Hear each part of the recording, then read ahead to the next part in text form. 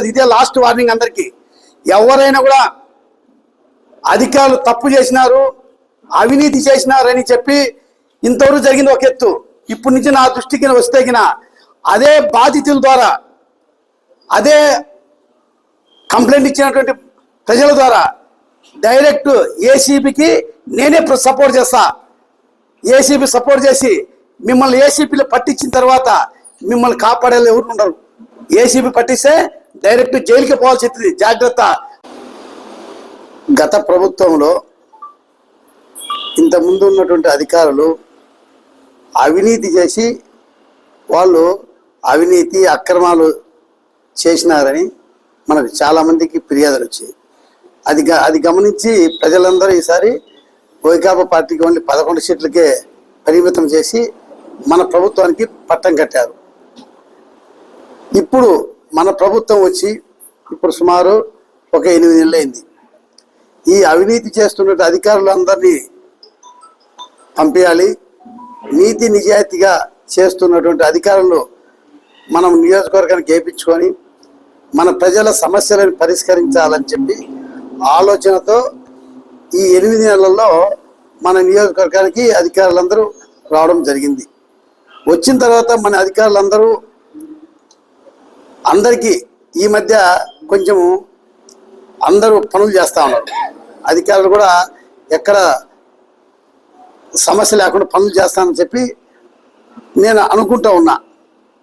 ఇటువంటి పరిస్థితుల్లో మా దగ్గరికి బాధితులు చాలామంది బాధితులు అవినీతి జరుగుతుంది అని చెప్పి నా దగ్గరికి ఫిర్యాదు చేశారు.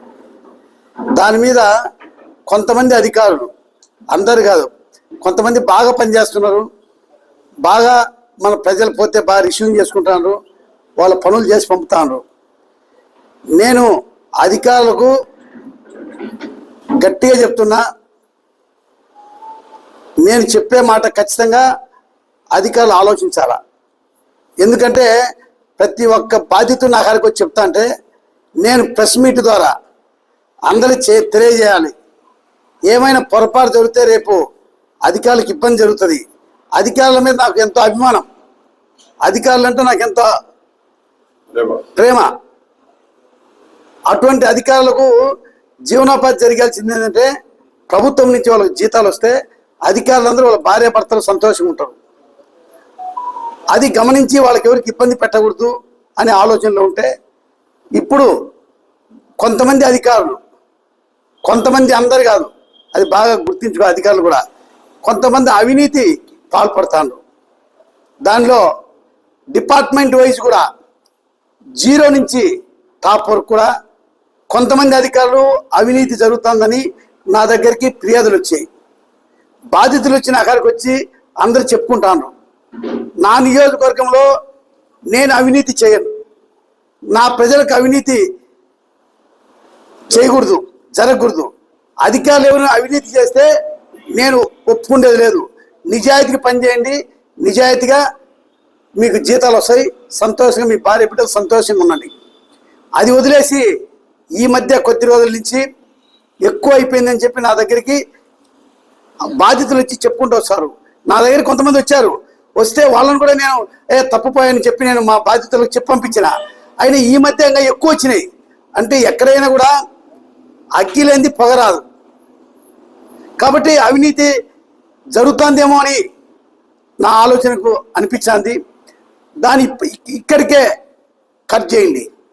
ఒక డిపార్ట్మెంట్ కాదు, ఒకటి రెవెన్యూ అధికారులు 0 నుంచి టాప్, పోలీస్ అధికారులు 0 నుంచి టాప్, హెల్త్ డిపార్ట్మెంటు అదే రకంగా హౌసింగ్ డిపార్ట్మెంటు విద్యుత్ అంటే ఎంత బాధ్యత అంటే విద్యుత్ వాళ్ళు డబ్బులు ఇచ్చేంత వరకు కూడా వాళ్ళు ట్రాన్స్ఫార్మర్ ఎత్తమని చెప్పి కూడా కొంతమంది నా దగ్గర ఫిర్యాదులు వచ్చినాయి.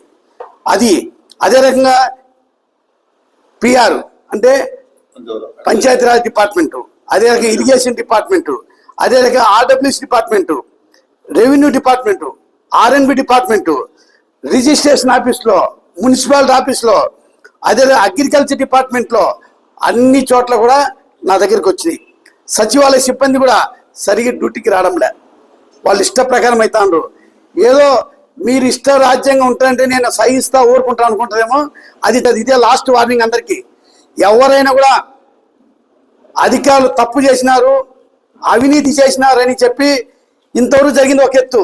ఇప్పటి నుంచి నా దృష్టికి వస్తే అదే బాధితుల ద్వారా, అదే కంప్లైంట్ ఇచ్చినటువంటి ప్రజల ద్వారా డైరెక్ట్ ఏసీబీకి నేనే సపోర్ట్ చేస్తా.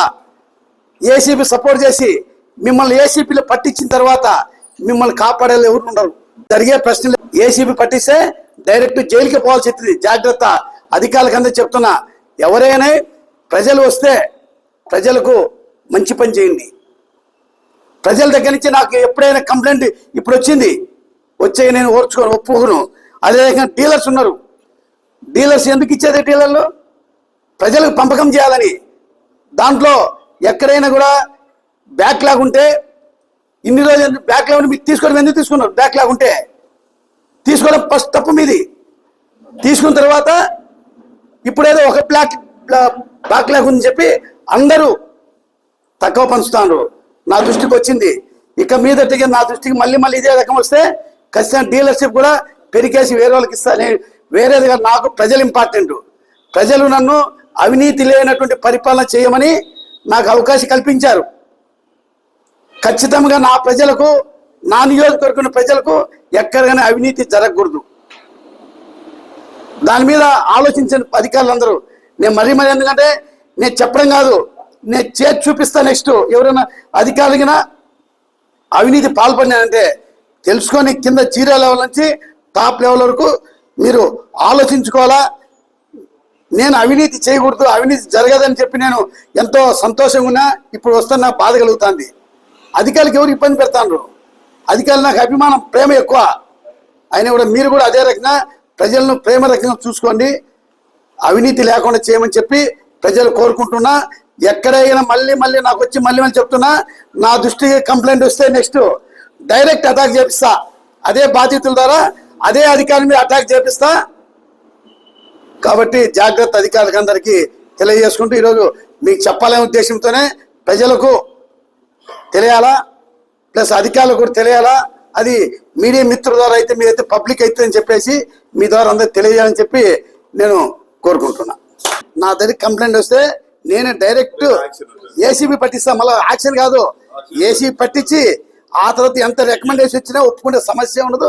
ఇంటికి పంపిస్తా ఖచ్చితంగా. దానికి ఎటువంటి వాడు ఎంత పెద్దోడైనా కూడా ఉపేక్షించేది ఉండదు. ఏ రికమెండేషన్ వచ్చినా కూడా ఉపేక్షించేది ఉండదు. ఖచ్చితంగా చెప్తున్నది.